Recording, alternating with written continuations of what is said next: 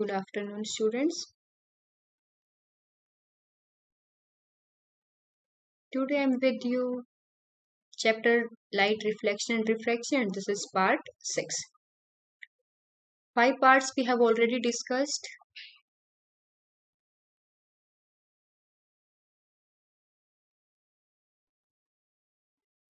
Five parts हम इसका discuss कर चुके हैं। हम देखो इस चैप्टर के अंदर 2 पार्ट्स हैं। One is reflection and second is refraction. तो 2 पार्ट्स हैं 1 एंड 2। फर्स्ट 5 वीडियोस के अंदर हम अपना रिफ्लेक्शन पार्ट कवर कर चुके हैं। कंप्लीट रिफ्लेक्शन हम स्टडी कर चुके हैं। हम मिरर्स के बारे में स्टडी कर चुके हैं। हम plane mirror, concave mirror, convex mirror, हम सब कुछ स्टडी कर चुके हैं। Mirror formula, linear magnification of mirror. तो रिफ्लेक्शन जो पार्ट है वो हमारा पहली 5 वीडियो में कंप्लीट हो चुका है with NCERT numericals in between the chapter. Refraction, तो अब हम 6th वीडियो से हम रिफ्रैक्शन को स्टडी करना स्टार्ट करेंगे। रिफ्रैक्शन, तो अब देखें कि पहले मैं आपको यहाँ पर रिफ्लेक्शन और रिफ्रैक्शन के अंदर डिफरेंस बताती हूँ। तो सबसे मेन चीज है हमें डिफरेंस पता होना चाहिए। बहुत बार बच्चे कंफ्यूज हो जाते हैं कि हम रिफ्लेक्शन की बात कर रहे हैं रिफ्रैक्शन की। अगर आपको कोई डायग्राम दिया जाए और आपसे पूछा जाए ये रिफ्लेक्शन है रिफ्रैक्शन, तो देखो यहाँ पे ये एक सरफेस है, यहाँ पर भी एक सरफेस है। ये हमने एक नॉर्मल ले लिया,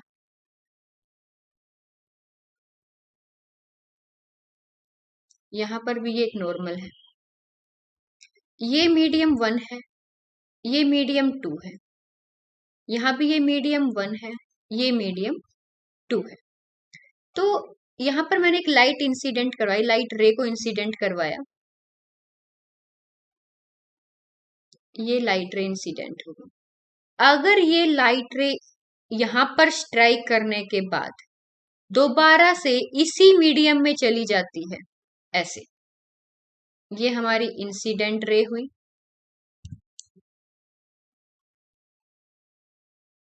ये इसी मीडियम में वापस चली गई, ये हमारी रिफ्लेक्टेड रे हुई।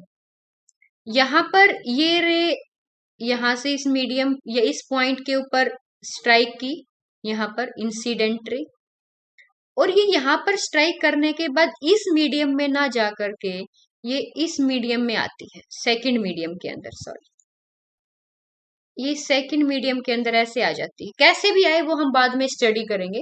मतलब यहाँ पर जो ये रे है वो स्ट्राइक करने के बाद उसी मीडियम में दोबारा जा रही है हमारे पास। यहाँ पर स्ट्राइक करने के बाद दोनों का स्ट्राइकिंग पॉइंट क्या है, सेम, एक ही सरफेस है। यहाँ पर इस सरफेस से ऊपर मीडियम 1 है, यहाँ पर मीडियम 2 है। फॉर एग्जाम्पल यहाँ पर हमारे पास एयर है और यहाँ पर वाटर है, यहाँ भी एयर है, ये वाटर है। तो हमने दोनों केसेस स्टडी किए। एक केस में जो हमारी लाइट रे है वो यहाँ पर स्ट्राइक करके, इस पॉइंट पर स्ट्राइक करके दोबारा से किसी मीडियम में जा रही है, सेम मीडियम में।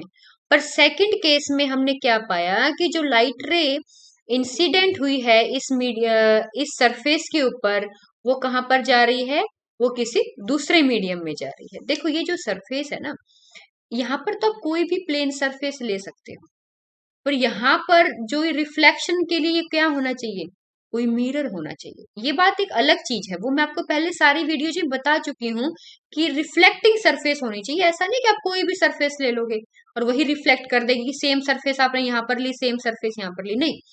मैं सिर्फ आपको डिफरेंस बता रही हूँ। यहाँ पर आपको रिफ्लेक्शन करवानी है तो आपको कोई रिफ्लेक्टिंग सरफेस लेनी पड़ेगी, और रिफ्लेक्टिंग सरफेस को क्या बोलते हैं, मिरर बोलते हैं। क्लियर? तो यहाँ पर कोई रिफ्लेक्टिंग सरफेस की जरूरत नहीं हो सकता ये वाटर भी हो। जो ये लाइन है वो क्या हो सकती है, वाटर की भी हो सकती है, ग्लास की भी हो सकती है, किसी भी चीज की हो सकती है। पर यहाँ पर क्या है, ये मस्ट कंडीशन है कि वो रिफ्लेक्टिंग सरफेस होनी चाहिए।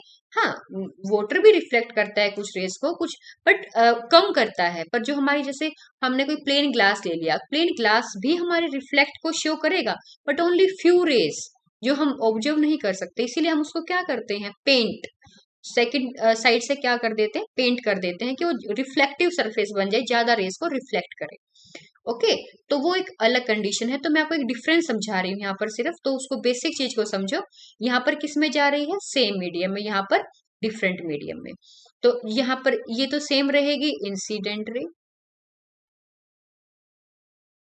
ये रिफ्लेक्टेड रे,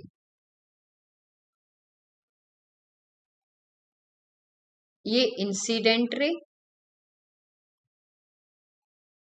और ये रिफ्रैक्टेड रे। Understood?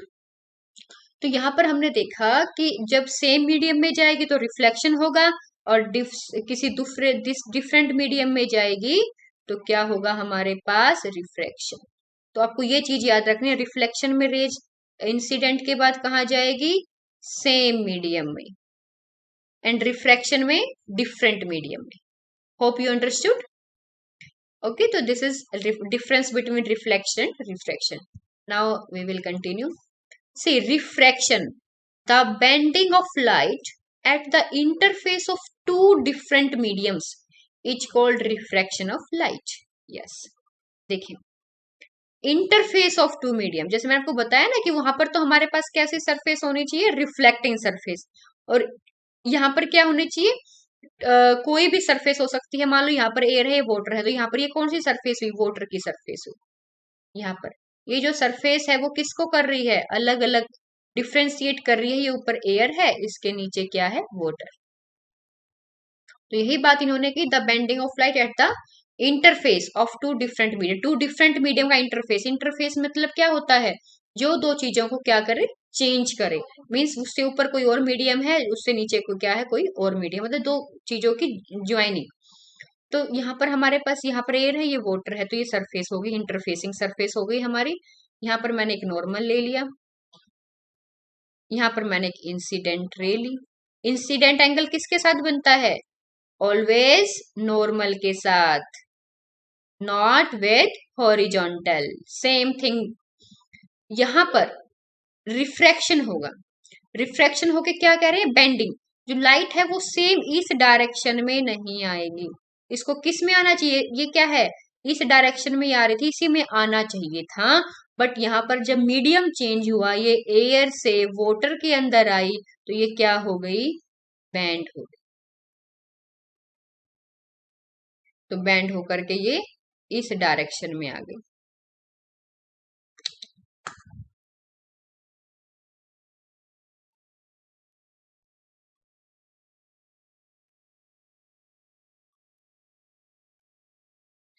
And this is called angle of refraction. देखो, angle of incidence is always equal to angle of reflection, not angle of refraction. आप यहाँ पर देख सकते हो ये दोनों एंगल इक्वल नहीं है। तो रिफ्रैक्शन में एंगल ऑफ इंसिडेंस और एंगल ऑफ रिफ्रैक्शन इक्वल नहीं होते। तो जब भी हमारे पास कोई भी लाइट है वो एक मीडियम से दूसरे मीडियम में जाती है, तो वो क्या हो जाती है, बैंड। पर वो किस साइड बैंड होगी वो हम आगे पढ़ेंगे। ठीक है, तो यहाँ पर हमने पढ़ा कि angle of incidence is not equal to angle of refraction.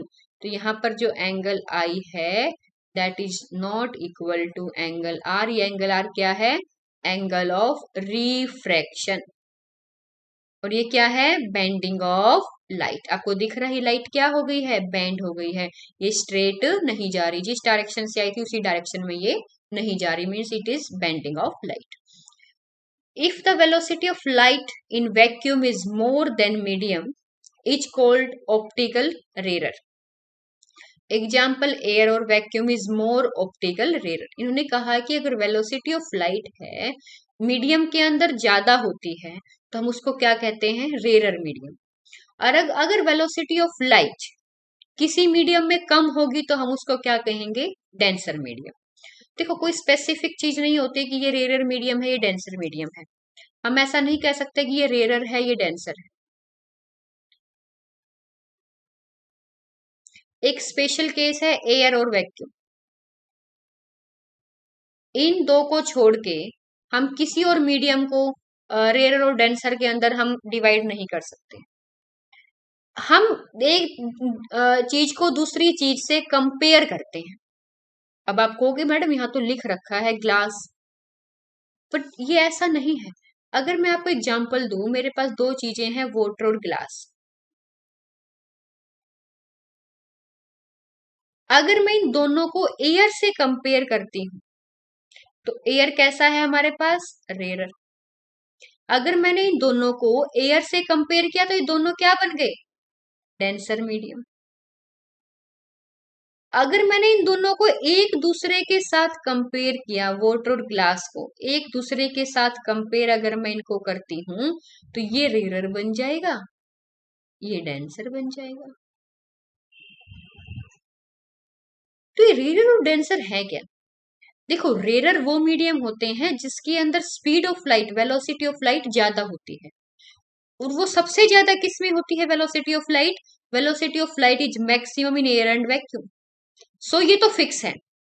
Air और वैक्यूम कभी भी डेंसर मीडियम नहीं हो सकते, क्योंकि इनके अंदर जो वेलोसिटी ऑफ लाइट होती है that is maximum, which value is 3 × 10⁻⁸ metre per second.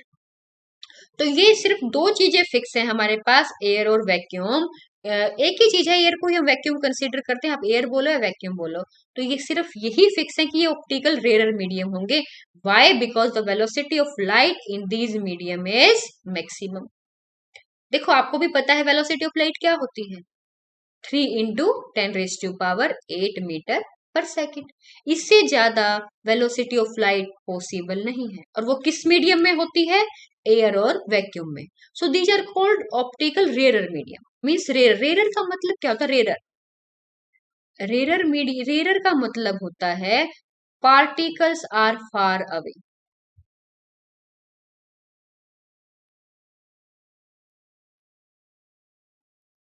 Particles are far away, कि पार्टिकल्स क्या है? दूर दूर हैं।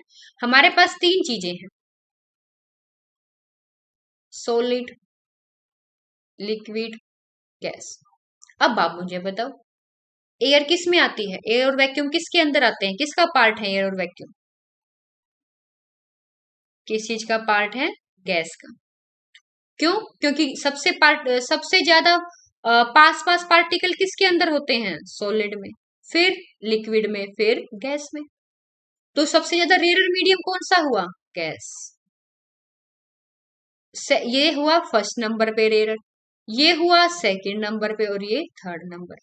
तो अब हम कंपेयर करेंगे। अब आप देखो, एयर तो क्या हो गया? रेयर। इससे ज्यादा रेयर तो कुछ है ही नहीं, क्योंकि ये तो लास्ट स्टेज है, तो फर्स्ट स्टेज है हमारी, इससे ज्यादा रेयर कोई मीडियम है ही नहीं। सबसे ज्यादा दूर दूर पार्टिकल किसके होते हैं? एयर के होते हैं, या हम कहीं गैस के होते हैं। ओके, तो गैस क्या है? एक रेयर मीडियम है। उसके अंदर सबसे ज्यादा स्पीड होती है लाइट की, that is 3 × 10⁸ metre per second. अब बात रही कंपैरिजन की। अब आप देखो, खुद ही कंपेयर कर सकते हो आप। वाटर और ग्लास, वाटर किस में आया? Water is liquid, glass is solid. तो अब बताओ किसके पार्टिकल्स दूर होंगे, किसके पास होंगे? वाटर एक लिक्विड है, तो वाटर अगर लिक्विड है तो इसके जो पार्टिकल्स हैं वो क्या होंगे? लिक्विड सॉलिड की कंपैरिजन में दूर दूर होंगे। ये सेकंड टाइम्स है रेयर का, ये थर्ड है, तो सेकंड वाला ज्यादा रेयर होगा एज कंपेयर टू थ्री। मतलब means liquids are more rare than solid. तो कंपैरिजन करेंगे तो जो वाटर है वो रेयर आ जाएगा, ग्लास किस में आ जाएगा? डेंसर में आ जाएगा। आई होप कि आपको समझ में आ गया कि रेयर क्या होते हैं और डेंसर क्या होते हैं। तो आपको सिर्फ यही देखना है, रेयर के अंदर पार्टिकल्स दूर दूर होते हैं, और सबसे ज्यादा रेयर गैस होती हैं। तो जितनी भी गैस आपको बोल दिया जाए कि एक नाइट्रोजन है, एक हाइड्रोजन है, या मतलब उनको कंपेयर करो आप किसी लिक्विड से, वाटर से, हनी से, किसी भी चीज से, तो आपको देखना है कि ये गैस है, लिक्विड है, या सॉलिड है। तो सबसे ज्यादा रेयर होंगे हमारे गैस, उसके बाद लिक्विड, उसके बाद सॉलिड। यही चीज हमें इन्होंने देखो लिखा हुआ है एग्जाम्पल में, glass is more denser then air. तो ग्लास क्या है? सॉलिड है, तो सॉलिड तो ज्यादा डेंस होगा। ये सॉलिड क्या है? ज्यादा डेंसर है। जो ज्यादा डेंसर होगा वो कम रेयर होगा। ठीक है, मैं आपको यहाँ पर लिख देती हूँ, सॉलिड, लिक्विड, गैस। मोर डेंस, अगर जो डेंसिंग प्रॉपर्टीज है वो गैस से लेकर के सॉलिड की तरफ क्या होगी? इंक्रीज होगी। और इस साइड लेस डेंस, और अदरवाइज हम कह सकते हैं मोर रेयर मीडियम। तो जो रेयर की प्रॉपर्टी है वो इस side right to left increase होगी, और जो हमारी प्रॉपर्टी है वो यहाँ पर डिक्रीज होगी। तो आप देख सकते हो कि जो सॉलिड है वो सबसे ज्यादा डेंस होगा, मोस्ट डेंस, ये गैस मोस्ट रेयर। तो आपको ये चीजें याद रखनी है। तो आप सभी चीजों को कंपेयर कर पाओगे और आप निकाल पाओगे कि हमारे पास क्या कौन सा ज्यादा डेंस है, कौन सा ज्यादा रेयर है। Hope you understood this concept. Next, अब आप देखो यहाँ पे कि ला हमारे क्या कहते हैं, जो हमारी बेंडिंग ऑफ लाइट है वो होती क्या है, क्या रिफ्रैक्शन है। यहाँ पर देखो, this is incident ray, this is substance one, this is substance two, this is refraction.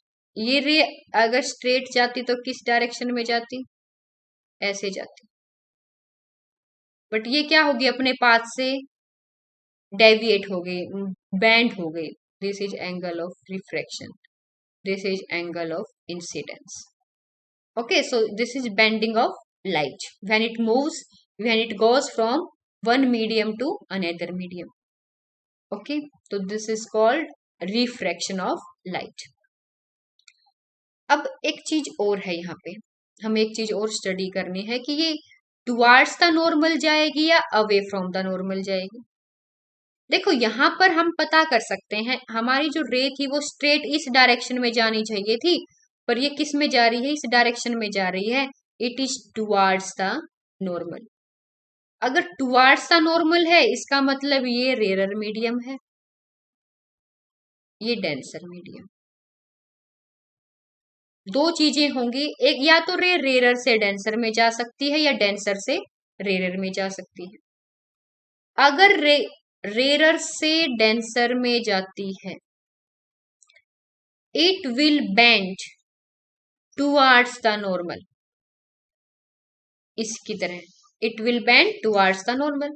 जाना तो इस डायरेक्शन में था, और ये बैंड किसके टुवार्ड्स होगी, नॉर्मल के टुवार्ड्स होगी। अब आप यहाँ पर देखें, मैं एक और डायग्राम बनाती हूँ। अब मैंने यहाँ पर ले लिया एक डेंसर, एक रेयर, ये लाइट रे, इसको स्ट्रेट इस डायरेक्शन में जाना चाहिए था, पर ये डेंसर से रेयर मीडियम चेंज हो गया, उस वजह से ये इसमें ना जा करके इस डायरेक्शन में बैंड हो गई। अब ये बताओ मुझे, ये नॉर्मल के टुवार्ड्स गई है या अवे गई है, यहाँ पर ये इंसिडेंट है हमारी,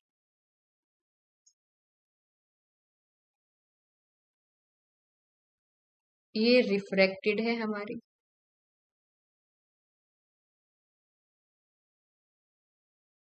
ये क्या हो गया, एंगल क्या हुआ, इंक्रीज हुआ।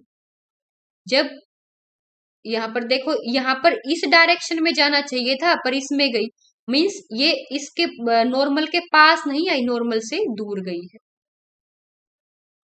Understood? This is angle of incidence, this is angle of refraction. और यहाँ पर देखो आप, ये नॉर्मल से ये हम सॉरी नॉट नॉर्मल, ये हमारी इंसिडेंट रे थी, यहाँ पर जाना चाहिए था, पर ये यहाँ पर ना जा करके ये किसके पास आ गई, नॉर्मल के पास आ गई, और ये यहाँ पर नॉर्मल से दूर चली गई। तो अब आपको याद क्या करना है, जब हमारी रे रेरर से डेंसर में जाती है, rarer to denser, rarer to denser जाती है तो टुवार्ड्स द नॉर्मल। मैं आपको बार बार हर जगह चीजें क्यों लिख रही हूँ, आपको लर्न करने में इजी रहेगा, को लर्न करनी है चीजें। रेरर टू डेंसर आप देख सकते हो एग्जांपल्स के थ्रू, हमने रेरर से डेंसर में भेजा लाइट रे को, तो वो क्या होगी, टुवार्ड्स द नॉर्मल। यहाँ पर जाना इस डायरेक्शन में, नॉर्मल के पास आ गई, और यहाँ पर देखो नॉर्मल, यहाँ पर जाना चाहिए था पर नॉर्मल से दूर जा रही है वो। तो जब डेंसर से रेरर में गई, डेंसर टू रेरर, तो कहाँ जाएगी, अवे फ्रॉम नॉर्मल।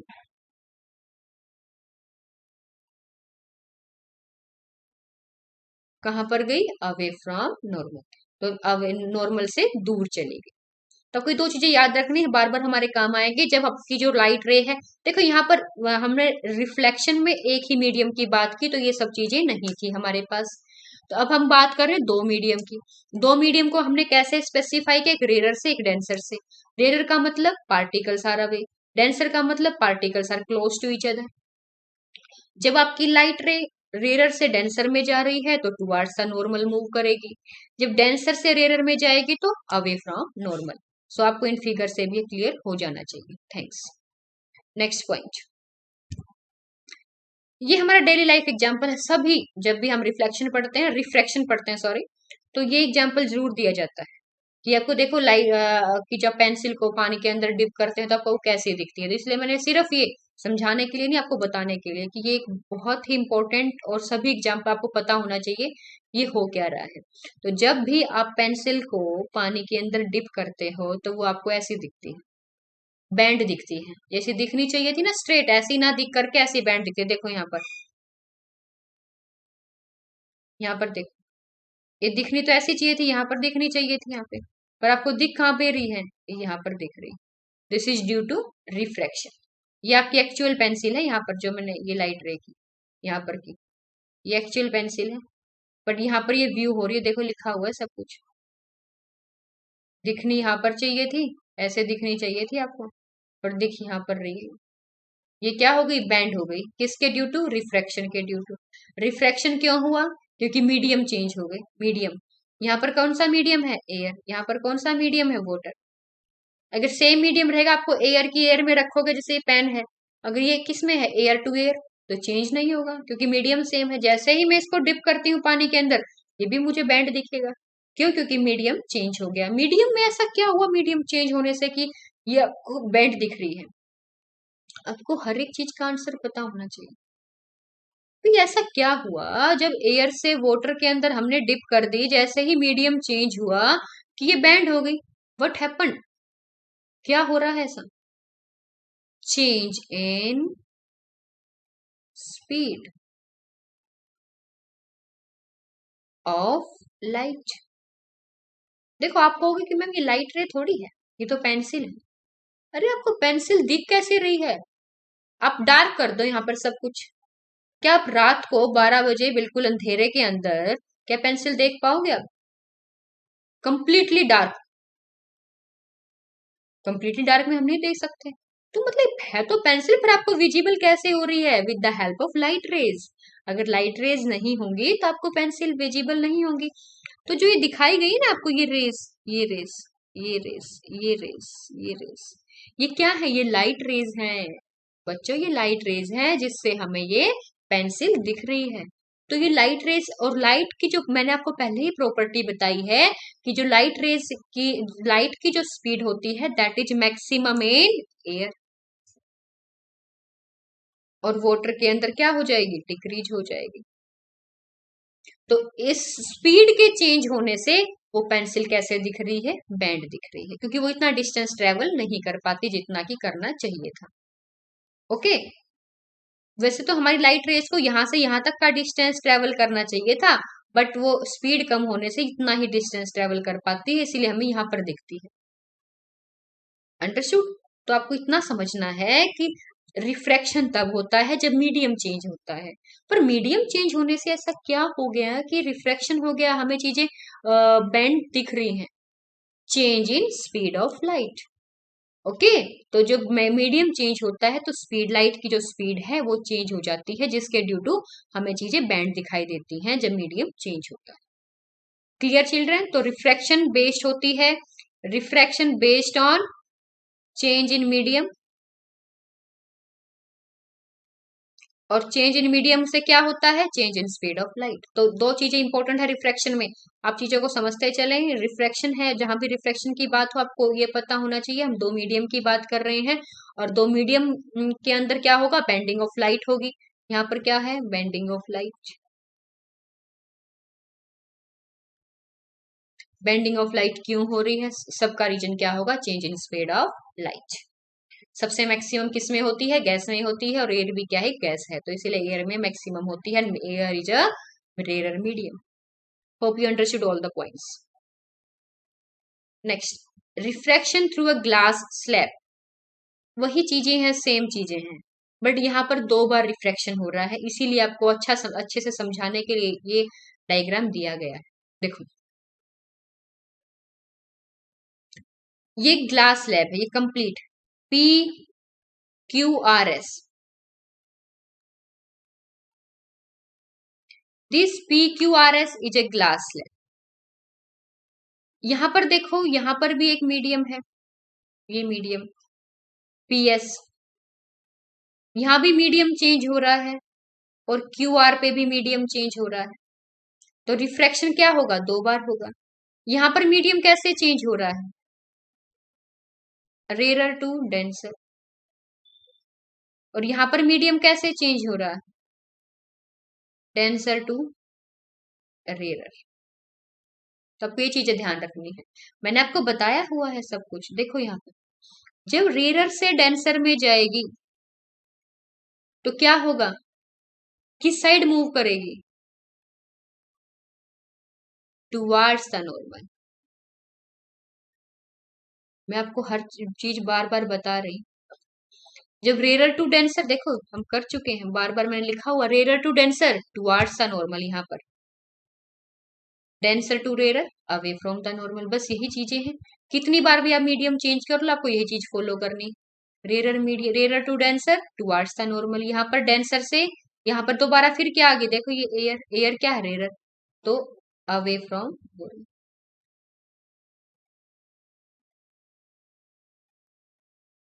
अब आप देखो यहाँ पर ये इंसिडेंट रे है, इसको किस साइड जाना चाहिए, देखो ये स्ट्रेट रे, ये स्ट्रेट डायरेक्शन है, इसमें जाना चाहिए था, बट ये किस साइड बैंड हो गई, यहाँ पर टुवार्ड्स द नॉर्मल, नॉर्मल की तरफ चली गई। अब आप देखो ये रे आई यहाँ पर, इसको जाना तो ऐसे स्ट्रेट चाहिए था यहाँ से, ऐसे, पर ये किस में चली गई, अवे फ्रॉम नॉर्मल, यहाँ पर इस साइड, इस डायरेक्शन में जा रही। देखो यहाँ पर जो डायरेक्शन थी उससे दूर जा रही है, यहाँ पर जो डायरेक्शन थी उससे नॉर्मल की तरफ जा रही है, यहाँ पर ये डायरेक्शन थी नॉर्मल, यहाँ है, इसको इस डायरेक्शन में जाना चाहिए था, पर ये उससे दूर चले गई। यहाँ पर इस डायरेक्शन में जाना चाहिए था, नॉर्मल हमारा यहाँ पर है, तो नॉर्मल के पास जा रही है, तो हुआ ना टुवार्ड्स द नॉर्मल, और यहाँ पर अवे फ्रॉम द नॉर्मल। यहाँ पर एक चीज और बताई गई है, ये जो इंसिडेंट रे है वो किस मीडियम में है, इंसिडेंट रे एयर में, उसके बाद वो ग्लास के अंदर एंट्री करती है, और दोबारा किसके अंदर आ गई ये रे, ये वाली रे किसके अंदर आ गई है, सेम मीडियम एयर में आ गई दोबारा से। तो ये रे थी इंसिडेंट रे, ये यहां से इस डायरेक्शन में गई, अब ये इसमें गई, ऐसे रे वही है, पर उसने बैंड हो होके वो यहां पर जा रही है ऐसे, तो इसको बोलते हैं इमरजेंट रे।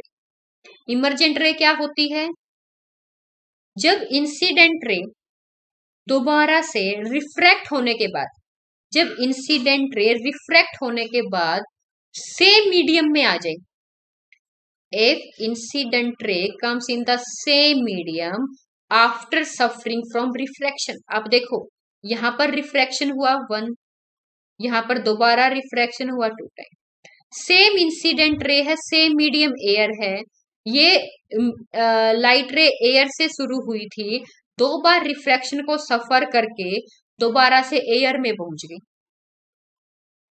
तो इसको क्या बोलेंगे, इमरजेंट रे। मीडियम सेम होना चाहिए, अगर आप यहाँ पर कोई लिक्विड रख देते हो, कोई और रख देते हो, तो हम इस रे को इमरजेंट रे नहीं कहेंगे। आपको क्या ध्यान रखना है, जब इंसिडेंट रे सेम मीडियम में वापस आ जाती है after suffering from refraction, that is called emergent ray. Understood the point, तो आपको ये इमरजेंट रे और याद रखनी है, इमरजेंट रे। तो इंसिडेंट रे जब रिफ्रैक्शन, इंसिडेंट रे और इसके अंदर क्या डिफरेंस हुआ, इंसिडेंट और इमरजेंट में, इसके बीच में क्या होगा, रिफ्रैक्शन होगा, और दोनों के बीच में सिमिलरिटी क्या है, सेम मीडियम। जब इंसिडेंट रे रिफ्रैक्शन को सफर करके सेम मीडियम में आ जाती है, that is called emergent ray. This is refraction through a glass, आप कितने भी रिफ्रैक्शन करवा सकते हो, बस आपको दो चीज याद होनी चाहिए, जब रेयर से डेंसर में जाएगी टुवार्ड्स द नॉर्मल बैंड होगी, जब डेंसर टू रेयर जाएगी तो अवे फ्रॉम नॉर्मल।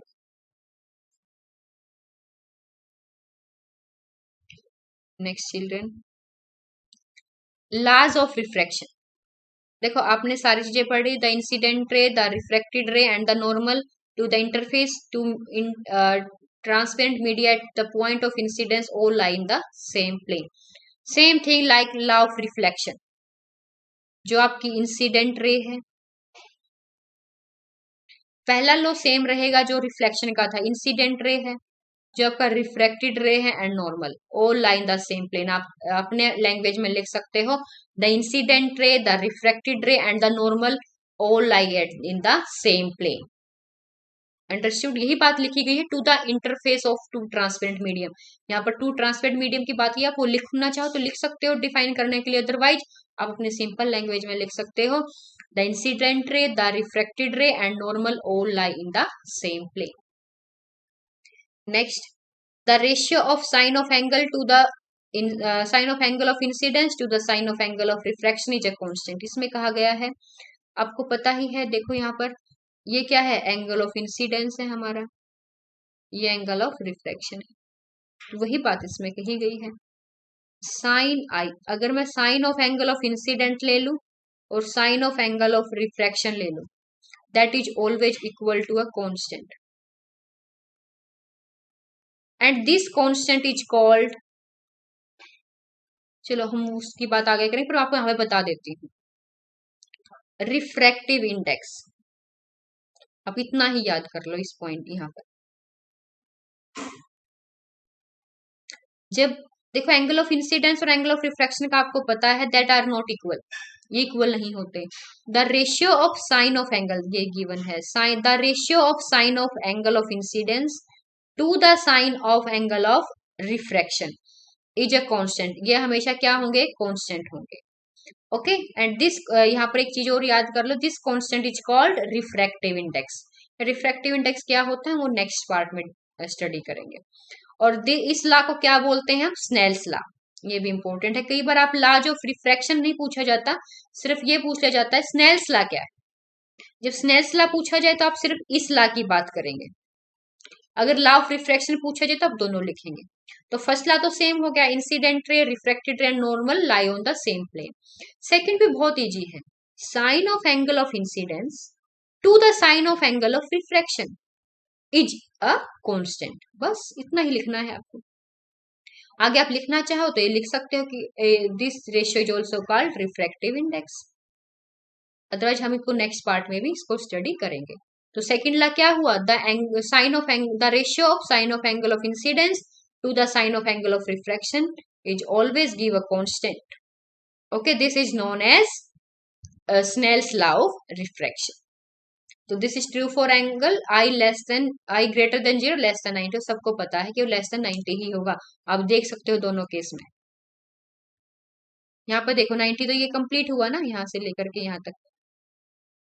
अब देखो जो एंगल ऑफ रिफ्रैक्शन है और एंगल ऑफ इंसिडेंस यहाँ पर 90 ये कंप्लीट है, लेस है ना, यहाँ भी देखो लेस देन है ना, तो एंगल ये दोनों क्या होंगे, जो आपका है वो लेस देन 90, जो एंगल ऑफ इंसिडेंस है वो ग्रेटर देन 0 होगा, लेस देन 90 होगा। Okay, this is these are laws of refraction and second is known as Snell's law of refraction. Clear children? इस वीडियो में हम इतना ही स्टडी करेंगे, नेक्स्ट टॉपिक्स हम नेक्स्ट वीडियो में लेंगे। Hope you understood all the points. अगर आपको कोई भी डाउट है तो आप सबसे पहले तो आप पहले वाली वीडियो जरूर देखें, आपको अच्छे से समझ में आएगा, क्योंकि हर एक चीज रिलेट होती है। ऐसा नहीं है कि हमने कोई भी टॉपिक उठाया उसका पीछे वाले से कोई लिंक नहीं होता, ऐसा नहीं होता। जो भी हम पढ़ रहे हैं, मैंने आपको यहाँ पे बता दिया कि मैंने इसमें ज्यादा एक्सप्लेन नहीं किया फर्स्ट ला, क्यों नहीं किया, क्योंकि मैं पहले एक्सप्लेन कर चुकी हूँ। ठीक है, तो हर एक चीज एक दूसरे से लिंक होती है, तो आप पहले वाली वीडियोज जरूर देखें। Thank you.